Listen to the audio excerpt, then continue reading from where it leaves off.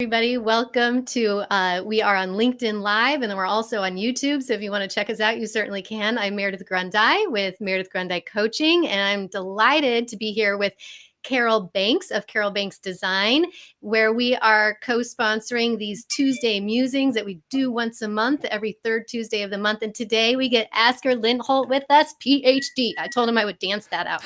Ph.D. PhD. Yeah.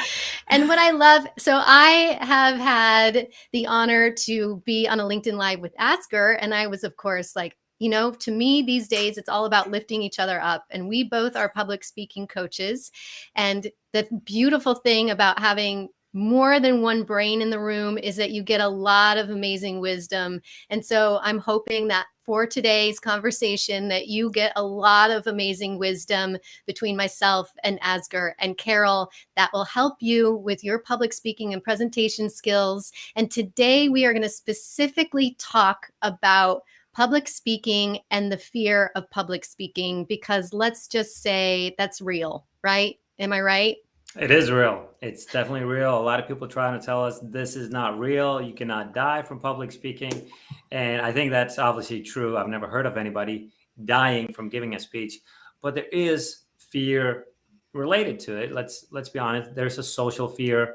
If you go out and make a killer speech and really do well, you're obviously going to move up the hierarchy. On the other hand, if you really bomb time after time, you're probably not going to be the one that's being invited to make a presentation for a big client. And it's also going to be hard for you to attract your own clients if you have your own company. So there is a lot at stake. Sure, you're going to survive, but at the end of the day, hopefully you want to do more than just survive. So right. I think the first step is really realizing it's real. It is. It is real. And so I'm curious, because, they often say, you hear those things like people would rather get mauled by a bear than give us a talk, or there's all these things that people would rather do than actually stand up on stage and give a talk. And for me, I've been doing a lot of work with my particular clients on belief system, right? And so I'm curious about when somebody comes to you and they're like, I am so fearful of this, or I have been, like you said, bombing one presentation after the next, and I really need to level up in to be seen in my career as an expert. What is an entrance point for you with your clients, and how do you serve them in that way? Yeah. So a lot of things I think come from our childhood. So what I'm all about is discovering the root cause, why you're feeling like this, because there's a reason why that person feels like that. Personally, it took me quite a while to discover why I did have a lot of fear on stage. And once I discovered it, it really helped me a lot. So really diving into the root cause, it could be things like your upbringing, your childhood. Maybe you got a praise for certain things, like you were really good.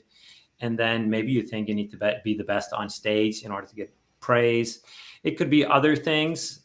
Maybe you have a mindset that you don't really believe you can learn this. And then we can talk about, this is a skill that is learnable. Everybody can learn this skill. I don't think anybody's born an amazing storyteller or a speaker. Some people might seem like they have a natural gift for it, but when you go further behind the scenes and really discover things, there's always a reason why they were good. Maybe they were brought up in a family where the parents read lots of stories, and maybe they did theater when they were small, and kind of got that in that way. So there's usually a reason behind why people are good at things. We might not know why, and it just seems like, hey, this guy is born to be on stage. But yeah, diving into that and convincing them that this can be learned as well. So really, having a conversation and see where, here's some pain, here's some trouble. I think that's what it's all about. Yeah. Sorry, go ahead. Oh, no, you go ahead, Carol, please. Is there something that's consistent that you see with people and their upbringing, or is each case unique as far as why people are fearful of public speaking? That's a good question. I think many times it could be fairly similar. Some upbringings, there's a lot at stake, like we talked about. And obviously, if there's a lot at stake, we tend to be more nervous. So those could be certain things. And I think there's a big myth out there that either you are good on stage or you're not. So I think this is the big myth that we tend to we have to bust. And really, honestly, most people aren't very good when they start out. It's typically fairly boring. It's not really inspirational. So a lot of people feel they get some setbacks. And for me, it's a lot about working with the process. So really saying to them, maybe the first 50 times or at least 20 times, it's all about discovering kind of, being fairly comfortable on stage. Maybe that's your goal for the first 20 speeches, but like, oh, I thought, I'd do 2 or 3. But Right. usually it takes a bit more practice. And I know in the States, you guys actually practice it a lot in high school, whereas in the rest of the world, most people actually don't get training for this. Yeah. When I grew up, my first 9 years in public school, no training whatsoever. I went to high school for 3 years here in Denmark. No training. I think I did probably 2 presentations. At university, I think I did 2 presentations, my math thesis and one other. And that's pretty much it. And if you don't practice it, you're not going to be good. And I remember when I was, you mentioned I was a PhD. And when I went to conferences, I would see the people from the United States that would typically be better because I think they've trained it more. Isn't that right? It's part I don't of know. your That's curriculum. debatable. It's debatable Okay. because I grew up in the theater, as you know, and so I got that training to be on stage.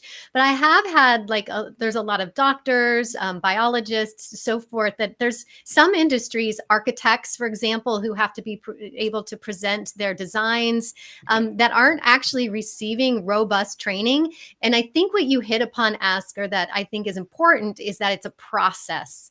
Right? Yeah. That it's not a quick fix and that you're not going to just be an overnight success because you took one public speaking course and so I do feel that that's the fundamental issue there is that people have a misunderstanding of what the process is going to look like and how much work it actually takes to get good at it and to build that confidence that we're talking about and to overcome that fear.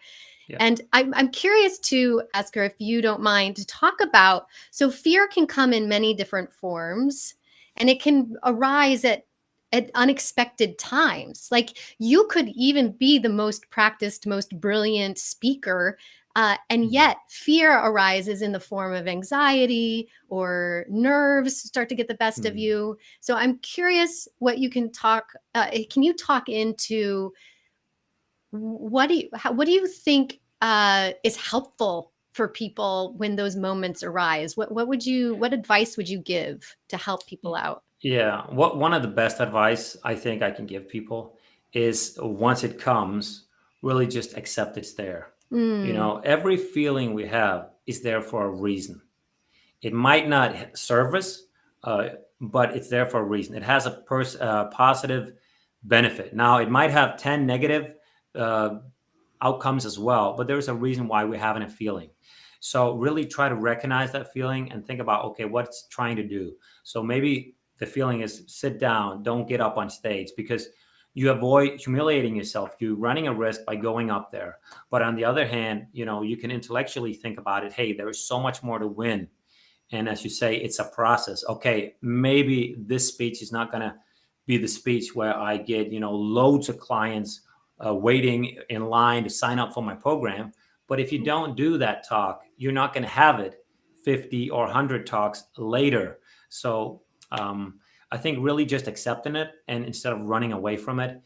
And there are so many people, in other kinds of areas in life, if they go out and they want to meet somebody, they have to drink so much alcohol, Right. or, I mean, think about it. Why would that be necessary? Why not rather just kind of learn the skill to open a conversation and do your thing? Or why do you have to overeat instead of just realizing what is it I'm trying to run away from? And then once you have that, that's a really good point. So when the fear comes to me, I always look at it like, okay, here you are again. You're trying to help me. You want to do something good for me. I know what it is, but you know what? I'm going to do it anyway. I love that. So I talk to my fear. Make friends with your fear. Yeah, because you cannot run away from it. If you try to run, because I've done that, trying to run away from it, you might escape it for a little bit, but you're never, ever going to get rid of it. It's like you escape it for 30 seconds, a minute, but it's going to haunt you down all the time. If you hug it, you give it love, passion, and really care about it, it's going to be minimized. And I think, we know this from our everyday life. If you're having a conversation with somebody that's just listening, they might not be giving you any good advice or anything, just listening to your troubles and those sort of things. I'm like, hey, man, I'm feeling a lot better. And all they did was listen. But the funny thing is, I think you also listened to it yourself, and that calmed you down. You got more in touch with that feeling. Yeah.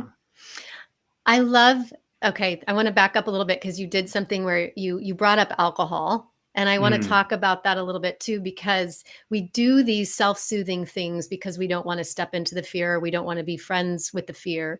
And so that I want to talk about that a little bit too, because you didn't say it, but it's the one-on-one, right? We don't always have to be up on stage. Public speaking is also about networking. Yeah. It's about day-to-day life, how you interact with new humans, and the listening piece of it. So I feel like what I heard in there is, in that moment where you're feeling the fear, it's about building a mindset over time where you can go in that moment rather than reaching for the drink to calm your nerves.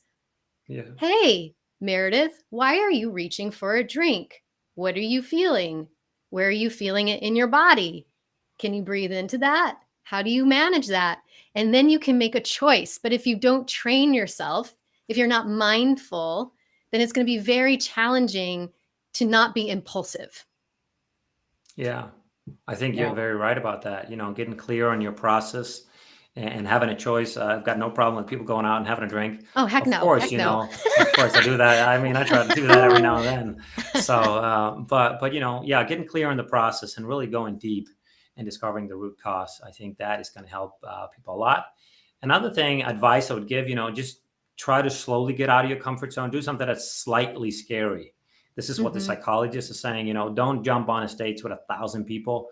If you are really scared to speak to 5 people, then start with 5 or 7 and kind of work your way up.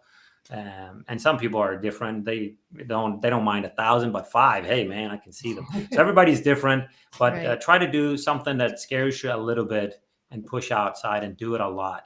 This is what the research shows. You get over things you're afraid of if you do it a lot. Yeah. You could do therapy, you could do it a lot, or you could have some sort of trauma, but this is usually at a negative event.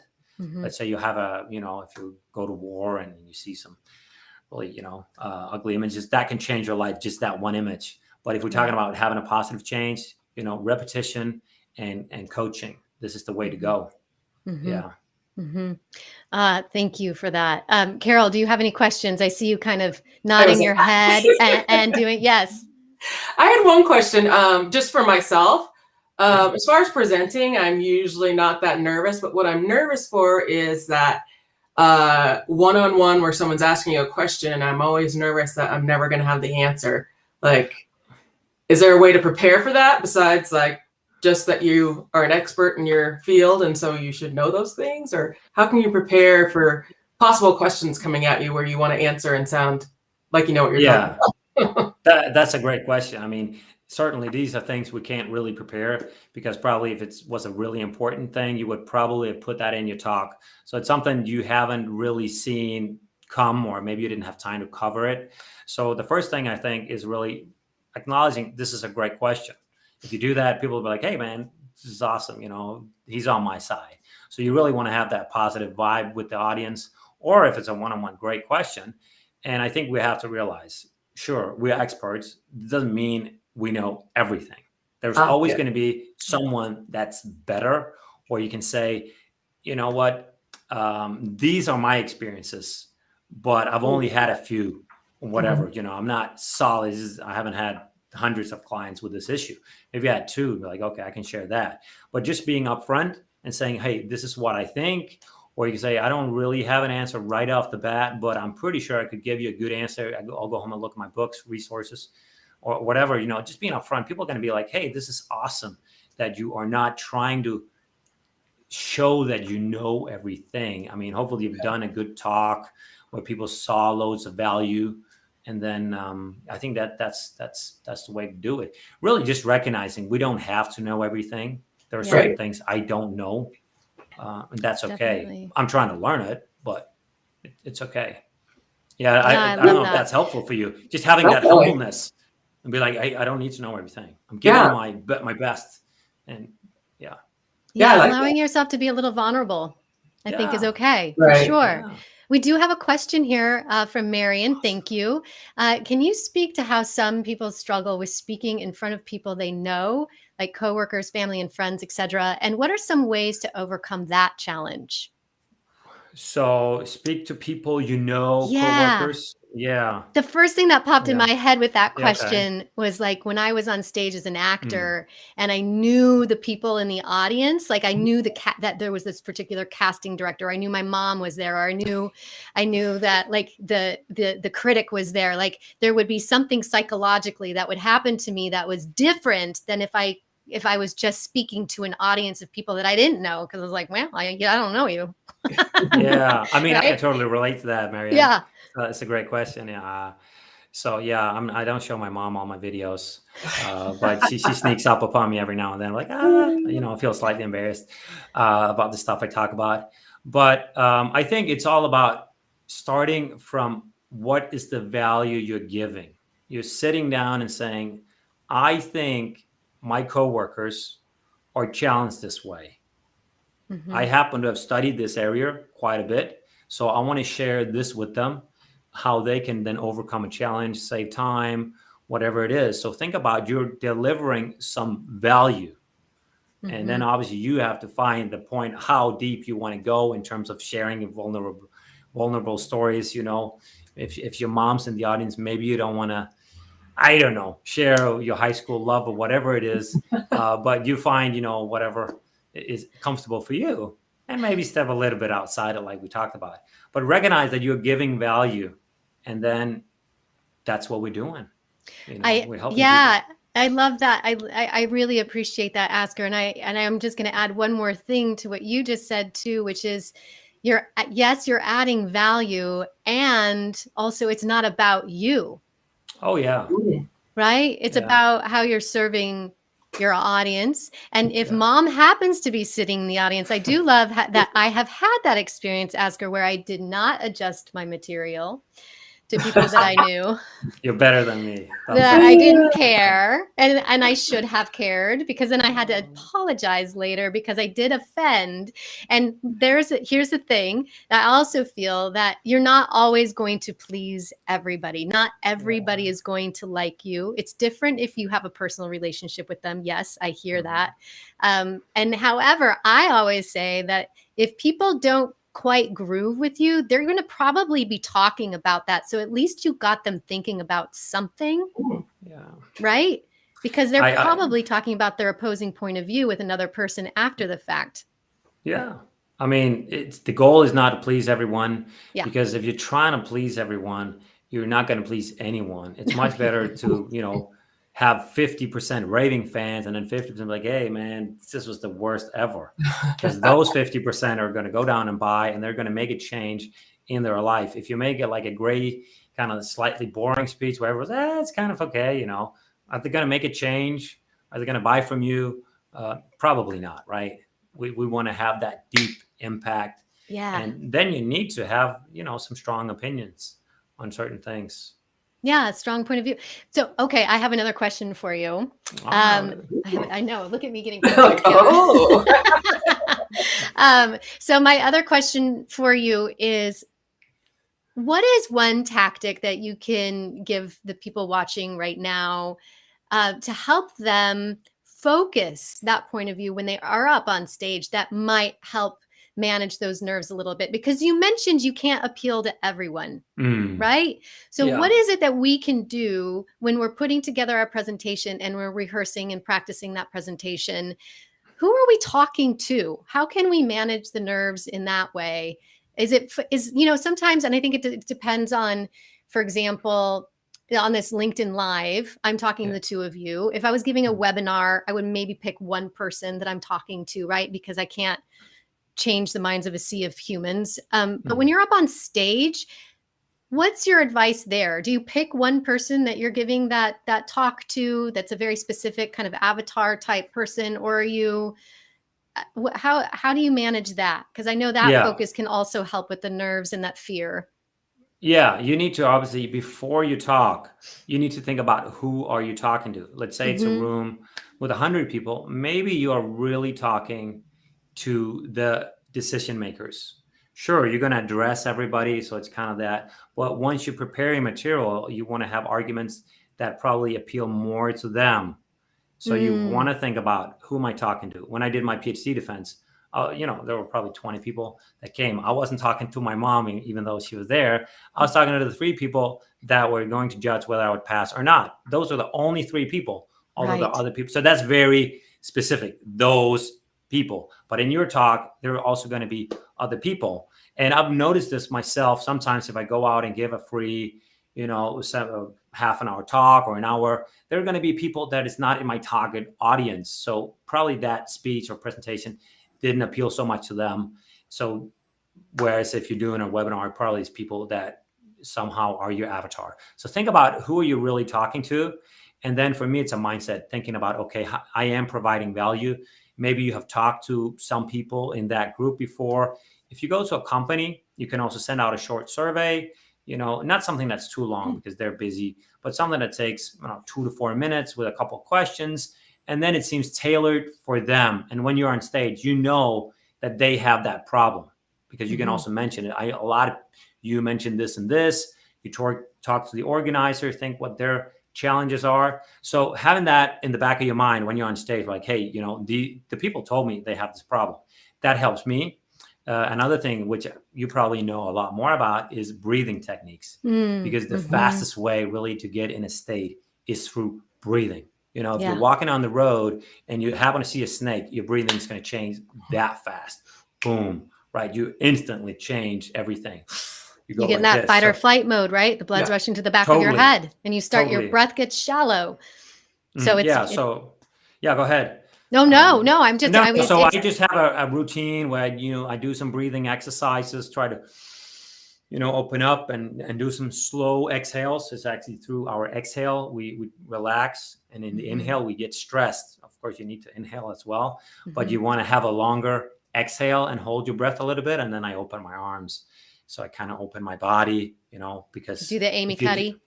Yeah, that's a power pose. That's powerful. It works, and I do it with the participants too, because they love it. And then I have them put their arms up, and like to get a little bit of exercise, and everybody starts feeling good, and we get a laugh.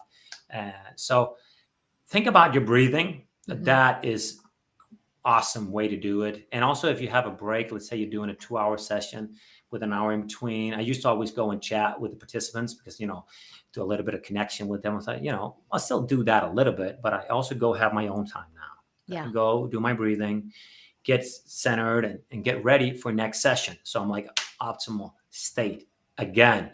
So think about yourself to really prepare your own state. That's going to make a massive difference. Know you provide value, get in state, feel good, and you're going to be awesome. And if they happen not to like your gift, because you are sharing a gift and it's their choice whether they want to take it or not, then be okay with that. Some people aren't ready for the gift, and that's okay. I appreciate you sharing that. I love that. Like you're getting them. Yeah, they don't need to receive it, and that's okay. Yeah, some people aren't ready for some certain training. The mentor will show up when they're ready, and I've experienced this in my own life. There are still things where I experience it. Yeah, beautiful. Thank you. Carol, did you have something else you were going to ask?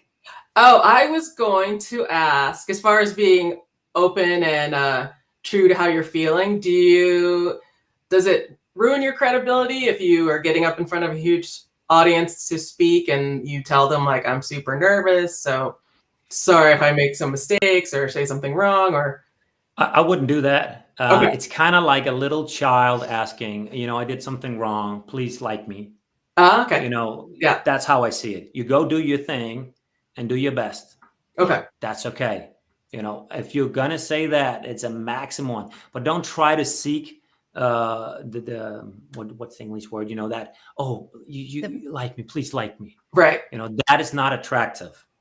Okay. They see you're nervous is okay. Right. Yes. That's okay.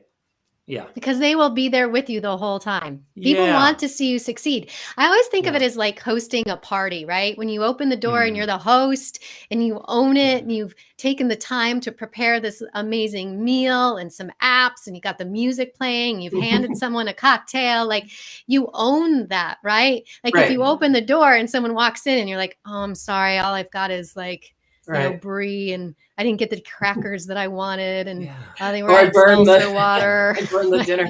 Right. I burned the dinner. Like you figure out how to improvise in that moment, right? You order the takeout if you burn the dinner because it's really all about the guests. It's about making the guests feel good. And I think that I love that analogy. It was just like, you're the host of the party, right? I like that. So be the host. Totally. Own that's it. a great analogy you're sharing there. I do really like that, being the host of your presentation. And once the game is on, you know, the game's on and you do your very best. That's how it is. You don't need to hide it as such, I think. No. But you don't need to really just tell them up their face. Because people can tell when you're nervous and they can, because there's this physiological thing too that happens to our bodies, right? When we're not using our breath right, sometimes we get the dry mouth. I mean, I remember there was one time I was on stage and I had to deliver this long monologue and it was an intense thing and my lips were literally stuck on my teeth, like literally stuck on my teeth for like a good 5 minutes. And the audience was like, it was a black box theater where as close to me as my laptop is right now. And all I could think about was like, I can't stop and apologize for the fact that my lips are stuck to my teeth. Right. They can see that shit. I just I gotta plow through, you know, you gotta commit 100%. True. Yeah. That is so true. So I'm curious, Asger. So you had a career before you became a public speaking coach. Yeah. And so I'm wondering if you can share with people, because I love to hear people's stories of like how they go from one thing into the next.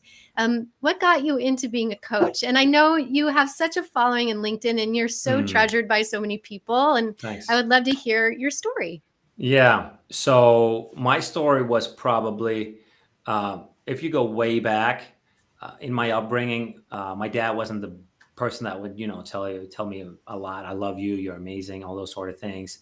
So I was trying to get approval by being good at certain things. And one thing he cared a lot about was school, mathematics, chemistry, and physics. Those sort of classes to him was the best. So I think subconsciously, without being really aware of this, I was trying to please him.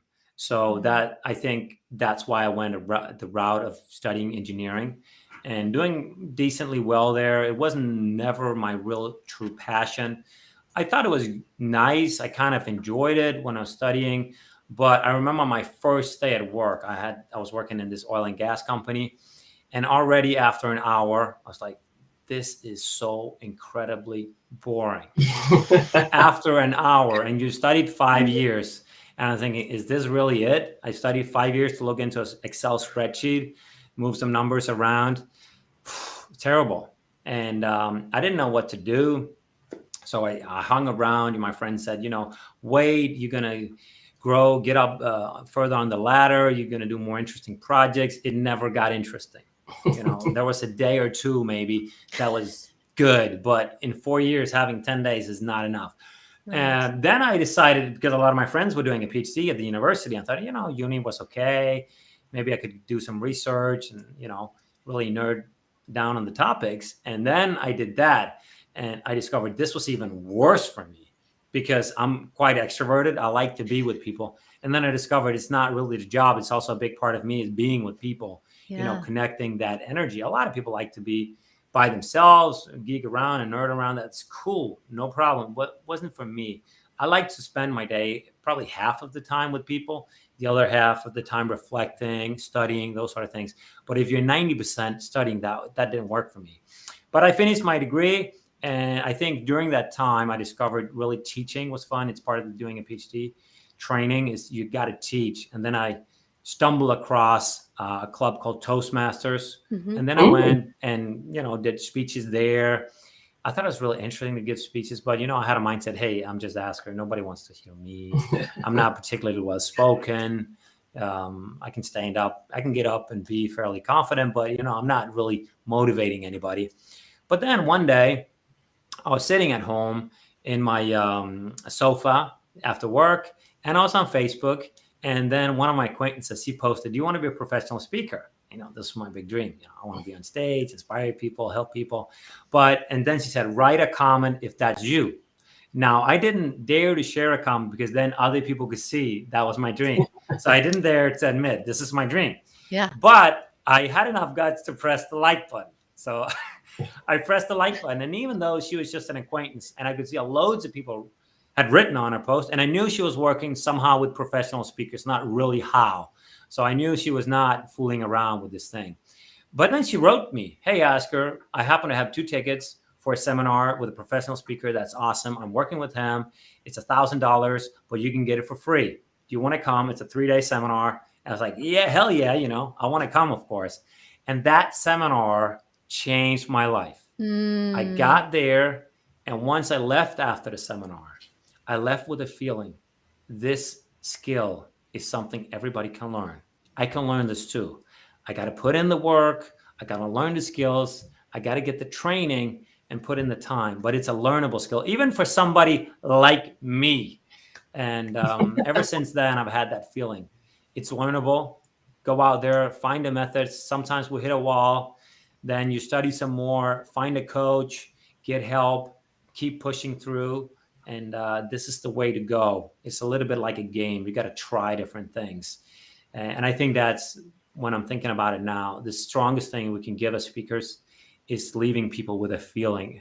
Of course, I do remember a few of his techniques and training points, but it's really that feeling that has stayed with me, that keeps me even today plowing through. Yeah. Oh, well, So it's that's a little bit my story. And then I love it. I love it. Well, I have that podcast, Are You Waiting for Permission? And I love this story because I feel like it really taps into that.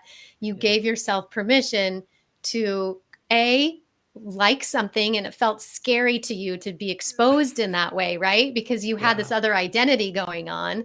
And then the second thing is that when someone offered you something, you said yes to it, and you moved, and it inspired you to continue moving forward. And so if anything, I would encourage people to do is what you've already said. And I'm just going to say it again, because I think it's so important, is that you have to take these just little baby steps into overcoming fear, right? And or resistance, or even the unknown. Because sometimes these things can feel really big and really daunting and overwhelming. But if we just take these little steps and send whatever energy we need to out into the universe, it will reveal itself, as it did to you. Yeah, you hit on a very important thing, which I also suffer from sometimes, and I think pretty much everyone does, which you just said, step into the unknown. We would love to be able to see the whole path. But if you're starting out as a really nervous speaker, it's impossible to know every single step to hitting the stage with 10,000 people. You just look, what are the next 2-3 steps? And then once you get there, you might be able to see the next 2-3 steps. So really just get better, and the path will reveal itself.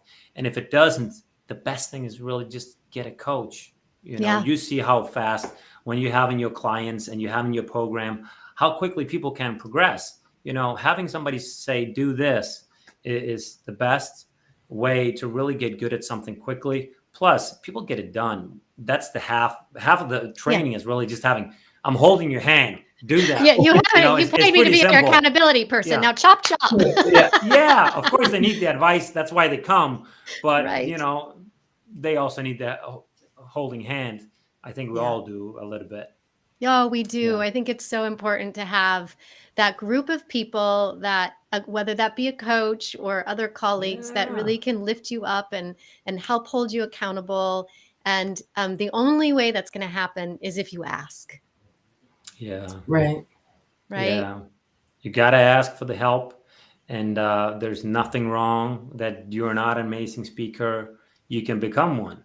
Yeah, it's you possible. Totally can. Yes, you can. It is. It is. And, it's funny, if you go back and look at amazing speakers, you can go back and look like Gary Vaynerchuk, for instance. If you go way back and see his first videos, you'd be like, the guy's average. He didn't suck, but he was average. Like, hey, this could be anybody. But the guy put in the time, And today, he is putting on a show when yes, he's on he stage, is. right? He and, really is. He started the same place as many of us. Yeah. But he's advanced very well. So I think it's nice to go back and look, if it's possible, to those people that have reached a really, really high level. And this is the thing, when you hear, I'm sure you experience this too, when you interview people on your podcast, most of the people, they weren't very good when they started. Right.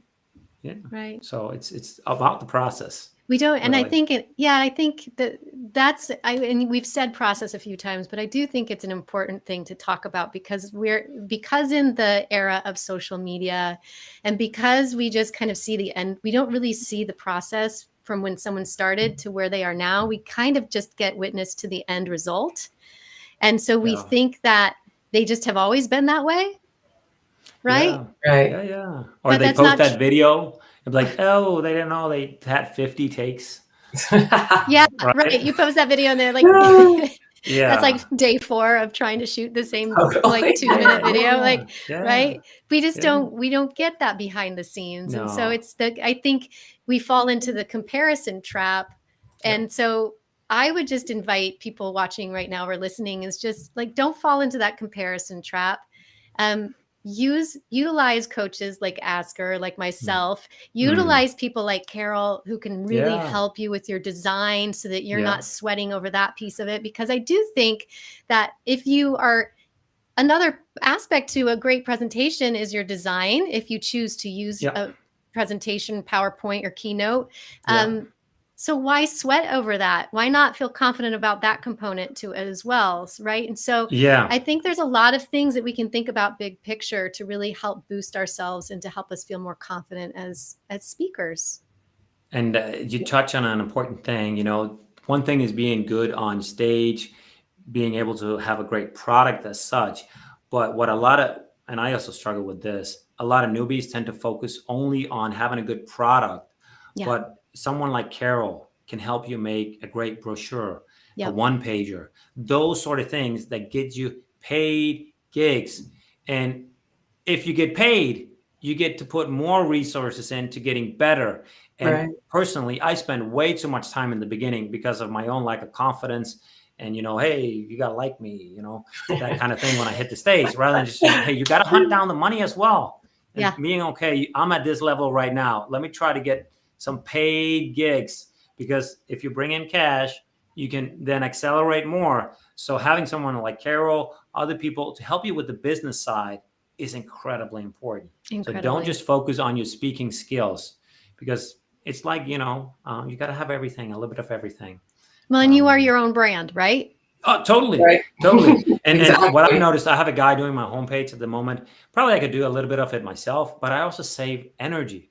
We only have a certain amount of energy during our day, and I want to spend it on the thing I love the most, rather than some things like, oh, here's a click here and that sort of things. So, outsourcing it to Carol or someone else, you're going to save time and just get back good product, something you can use. Hey, man, it's awesome.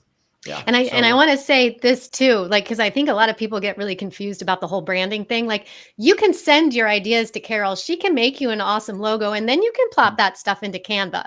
Right? Exactly. Then Canva. And then Canva. I've just got to give you some snaps. Then Canva. Exactly. Then Canva. Okay. Asger, I just want to say that I have so appreciated this conversation, and I've appreciated you taking time out of the day to have this conversation, to share a little bit of your story with us. And what is the best way where people can get a hold of you? The best way to get a hold of me is probably through my LinkedIn. Just send me a direct message there. Otherwise, if they want to check out a lot of my material, they can go to my homepage, Asger Lindholdt. So that's just my name, as you can see it here, .com. There we've got loads of videos and sort of stuff I do. But otherwise, LinkedIn, to have a conversation. And I put up regular videos every week with contents and tips. And I always answer everybody that writes a comment, because I want to learn from them as well and engage with them and give some value back. So head over to my LinkedIn and join the talk. I love it. Yes, definitely. This has been great. Thank you so much. Well, Carol, before you can't say goodbye without you telling people where to find you. No, we got to hear where's the marketing. You can find me carolbanksdesign.com. Very easy. Amazing. And I will put these resources in the comments so that people can easily find you. And I'm Meridith Grundei with Meridith Grundei Coaching. And I also have group coaching called ConfidentlySpeaking.club. And I'm always delighted to meet new folks like Asger and to collaborate with Carol. And I just want to say thank you. Thank you so much. And I hope that you enjoy the rest of your day. Thank you. Thank you. I've got an hour left, so too. Amazing. So anyway, yeah, you guys enjoy your day too. It was a real pleasure. Real pleasure. Thank you.